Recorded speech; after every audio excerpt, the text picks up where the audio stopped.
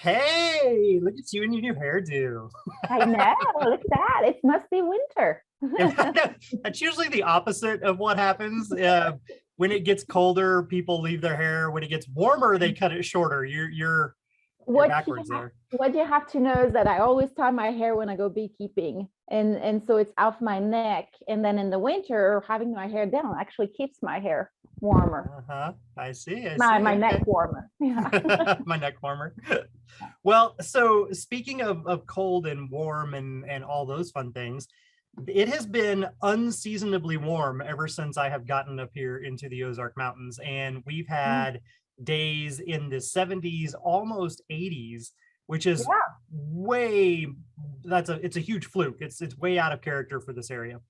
Today, on the other hand, we had a storm and a cold front come through last night, and so our low temperatures are 29, and the high today is only going to be 44. That's cool. So That's we have, yeah, it has reminded us what winter is actually supposed to be like.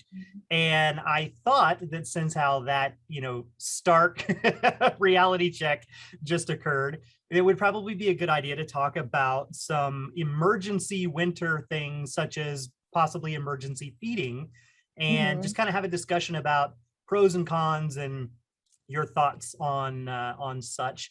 And as everybody out there on social media who's following like my actual Wicked Bee Apiary on social media will have seen, I have one I know. Langstroth I colony. saw that. Some poor little guy. That is the one colony that will be overwintering, fingers crossed, hopefully. It will And not be said that you don't have any bees. It that's will right. not be said. I have one. So that is where all hopes lie. And I thought I would be clever, and I honestly think only like one or two people actually caught this, because it if you read it and you weren't catching the reference, it read very broken English, very messed up. But I said OB1 colony. Oh, that's You what are it our only hope. was. And it was supposed to be a paying homage to like Obi-Wan Kenobi, you are our only Yeah. hope. And it was like, Obi-Wan colony, you are our only hope. And I honestly think only like two people got it. Everybody else was just kind of like, oh, that'll be a change or whatever. And I was like, no, you're missing the headline. That's So right. the one colony has food stores, Okay. and they're at about a 50-50 mix. They're in a single 8 frame deep box, Good. and they've got about 4.5 to 5 frames of that are solid capped food stores. The other frames are open, and they're still utilizing them for pollen and a little bit of brood and whatnot. The unseasonably warm temperatures, they haven't completely shut down brood production yet. Mhm. So it'll be interesting to see how that goes. But in theory, they should be able to survive winter just as they Right. are. I am intending on insulating them and going ahead and adding some of the insulated foam core board around them just to give them a little extra boost. Mhm. Because it is going to be colder for longer than it was in Texas, obviously. So I want to make sure that I plan accordingly for the change in temperatures for this colony. So, but what are your thoughts?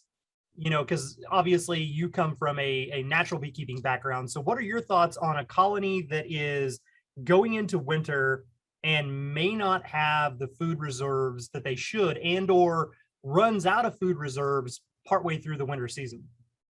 Okay, so as usual, all beekeeping is hyper local. So it always depends on where you are, what your seasons are, and how long your winters are. It also depends on your genetics and how well the colony is doing the rest of the time, and if they had enough time to store up enough food for the winter based on your seasons over there. Um, Also, some colonies are better, some genetics are better adapted, and they're more resilient. You've just moved those bees, so that's probably a little bit of a shock to them. Although going into winter, that's probably the best time that you could ever have done that, because they're not at the time currently looking for that much forage. Yeah. You know what's really funny about the genetic aspect of that is the whole time I was down in Texas, I ran a mixed breed of Russian Carniolan hybrids that were then open mated and created like second gen queens out of Mhm. our local stock down there. So they had the Russian and the Carniolan, genetics mixed in with all the different bees. And every time I would order, that's what I was ordering. I was always bringing in new genetics from out of the area so that I could kind of keep that hybrid vigor going. And it's funny to me that that was down there where they really didn't necessarily need those winter genetics, right? Right. And now I'm up here somewhere where they need winter genetics, and I have Saskatraz No, bees. you're kind of like opposites of so that's okay. I mean, as long as you get some genetic diversity, hopefully they will do well. I think that's my take on this. Also, you said that they have about 5 frames of food in an 8 frame. That's more than half of the box. Yep. That leaves them just enough space to cluster in the center, which to me sounds like the best and most ideal situation. You don't want them to be in too large of a box. You don't want them to have too much space on top. And then you have those frames of honey, apparently at least 2 on each side, to use as insulation board, basically. Yep. So I doubt you will even need some of that insulation personally, but I don't know what the winters are doing in Eureka Springs, Arkansas. So it's you have to base that on that. The homework needs to be done way before winter. Obviously, all health evaluations need to be done way before that. And if you had to do emergency feeding, it needed to be done earlier than now. It's too late, especially because first of all, emergency feeding is quite hard on the bees. In the fall, it's better to go switch over to a 2-to-1, 2 sugar to 1 water, or higher content of sugar, because you don't want to introduce too much moisture into your colonies, and you don't want them to pack all that nectar or that liquid in the cells and have to dehydrate it when the weather is kind of starting to cool off already. So it is a bit harder on the bees themselves to process that much thicker syrup. But if you've got an emergency and you think they're not going to have enough, that homework starts before it gets cold. I would say, okay, so you're in specific circumstances where you get only 1 left. Yeah. If you had more than 1, I would say I'm starting to think that emergency feeding might not even be something I want to do personally. I will rather use resources from other colonies and equalize and just balance it out in a way that's not going to hinder too much the ones that are donating the resources, but that are helping out the ones that are not, that don't have enough or seem to not have enough. I think that colonies of bees can overwinter on surprisingly low resources. What gets them is not so much the lack of food as it is the temperature changes and the brooding up too early and the wind.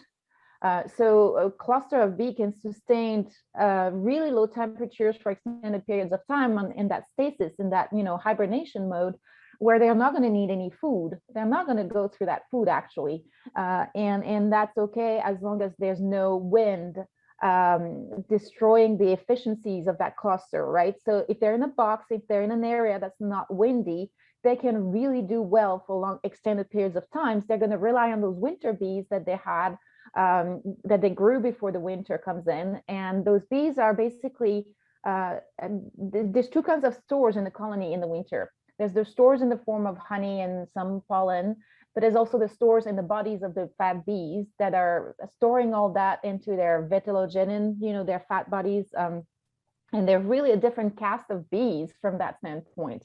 And they carry that food inside their bodies. So they don't rely as much on what's out there, except when the weather starts to get warmer again. And then they have to rear some brood and they start going through those, resources they have extra before the spring flow starts.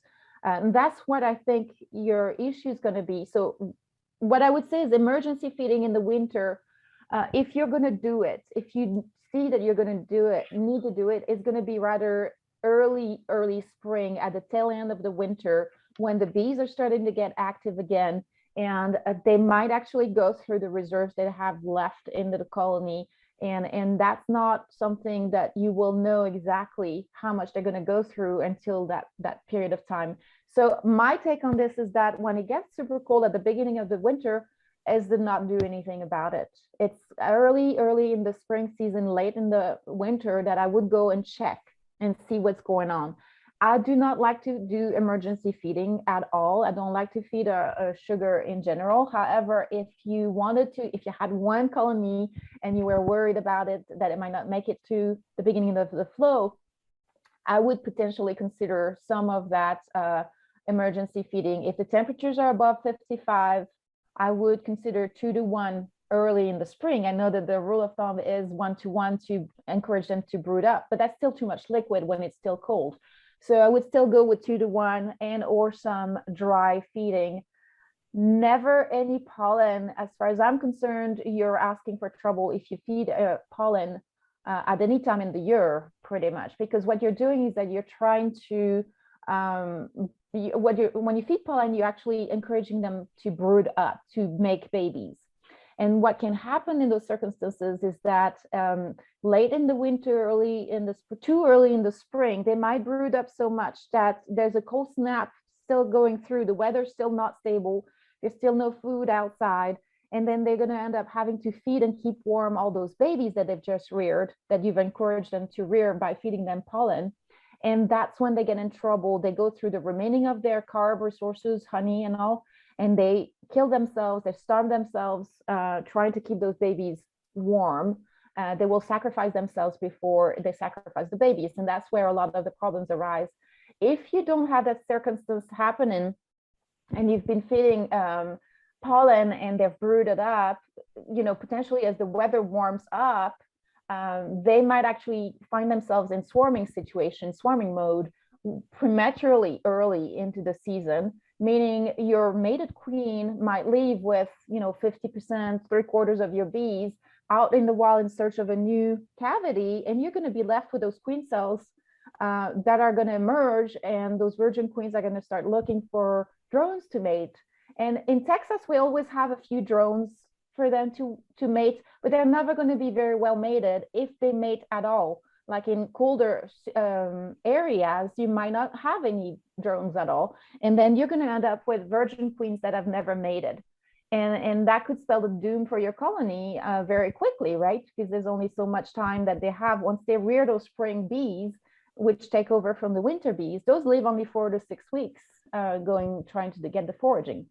So if she's not very well mated, first of all, she's not going to get those spring early bees that much. And then you might end up not having the chances to rectify that situation. So I'd say pollen emergency feeding, I would stay away from it. But if you do have to feed some carbs, or when the weather is still cold, some dry feeding, you could look at basically mixing 10 parts of sugar with 1 part of water, mix it up. It kind of feels like wet sand, and just kind of flatten it and let it dry out. And you can put it on top of your bird's nest as a cake, or you can put it on the floor of a top of hive and kind of see if they're going to use that. You can make some candy boards that are similar kind of principle, but you're putting it in the frame, you're shaping it in the frame that you suspend next to the bird's nest, or next to the bird's nest in the top bar as well, by the way. There's another way to dry feed with a newspaper and dry sugar that you pour on top. That's called the mountain camp sugar method, I think. Sugar camp, yeah. Sugar camp, yeah, sugar mountain, whatever, mountain camp, camp mountain. Like that. It has these words in it: sugar, yes. camp, and mountain.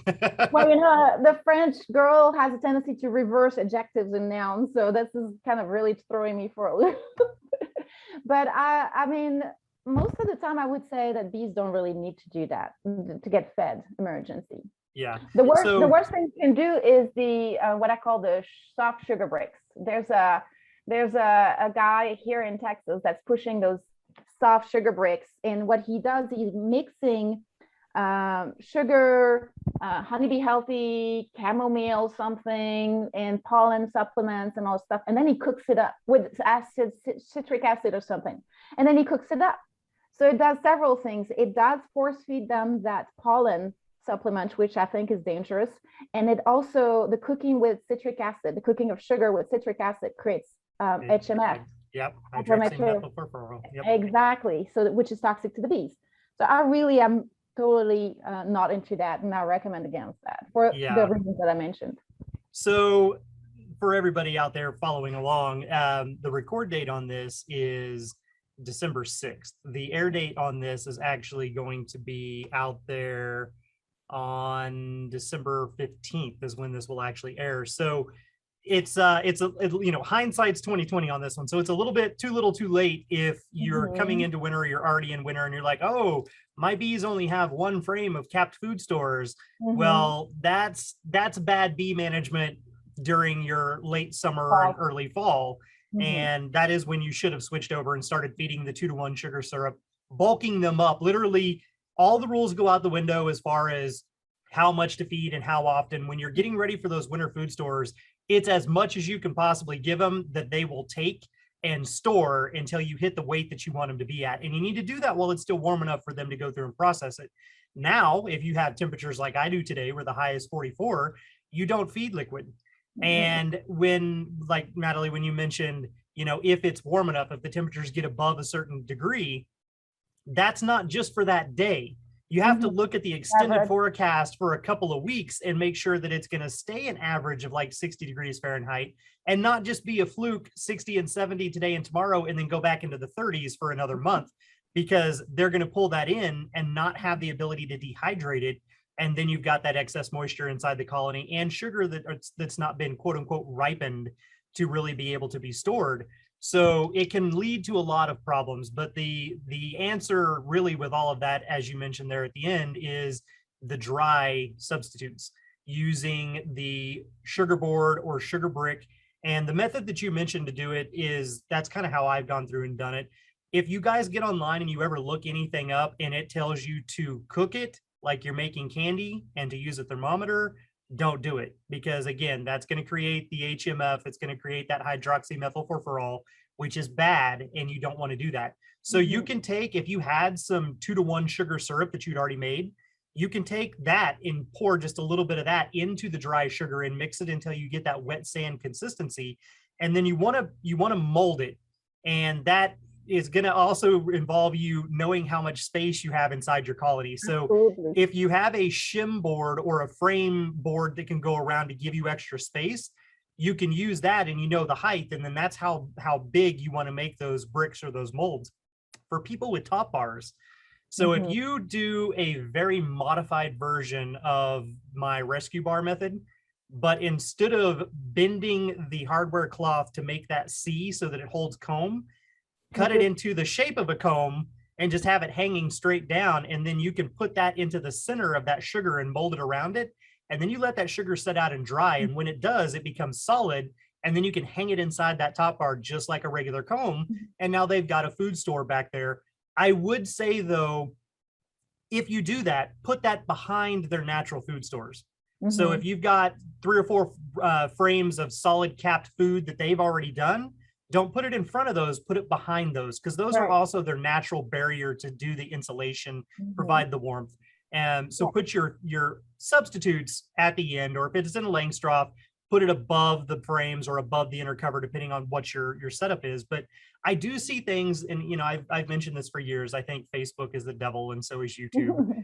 And I do see posts and stuff online where people have the deep box or 2 deeps, and then they've got another 2 or 3 mediums, and they're packing a sugar patty up on the very top of it.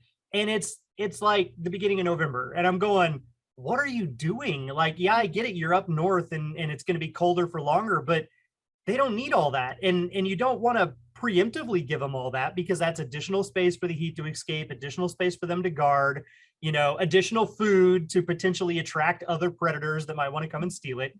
So really it is the tail end of winter, as you mentioned, that becomes that tipping point of, we've started to come out of winter. We did really good. We had our food reserves. And then either the temperatures freak us out and fake us out and make us think that spring's coming early, or the beekeeper starts doing something like feeding the pollen substitute. They start brooding up. And when they do that, they have to use a lot more energy reserves. So they burn through those food stores. That's that time you got to be really careful. And that's the time when, if it is too cold to do the 2-to-1 sugar syrup, then you go and you make that sugar substitute, that sugar brick or candy board, and put that into the colony as an emergency last resort so that they have carbohydrates. But that's it.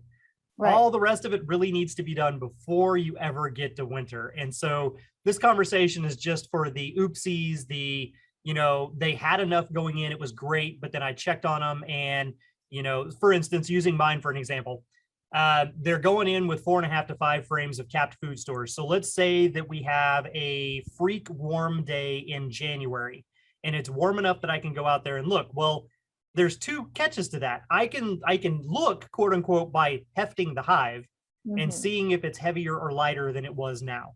If it's way lighter, they've burned through that food, and that could be a sign that there's something wrong. Yes, you can also open it up and check too, but if I crack it open, and literally the word crack is in there on purpose because they've sealed all that with propolis, and when the propolis is cold, it snaps and cracks. I'm also breaking all of their air seals at a time of year when it's not pliable and moldable and they can't necessarily fix it as easily. And that's not necessarily good for the colony either. But you could go out and you could check. And if you said, wow, they've burned through 50% of that, or they've burned through more than that, then maybe you go through and you give them something else. But if they still feel like they're the same weight, or you're looking and they still have 3/4 of what they had going into winter, then they're probably going to be fine. Just don't encourage them to start growing sooner than they need to. Well, and to your point, those candy boards, which we call, basically that's what they are, they're not needed, to your point of putting it on the other side of the food reserves. If they have food reserves, they don't even need that candy board, right? If they have a couple of frames of honey, they don't need that, and there's no need to put it in there even. But you're right, it only gets put towards the brood's nest if there's nothing else left. Right. And that's when you put it at the edge of the brood's nest.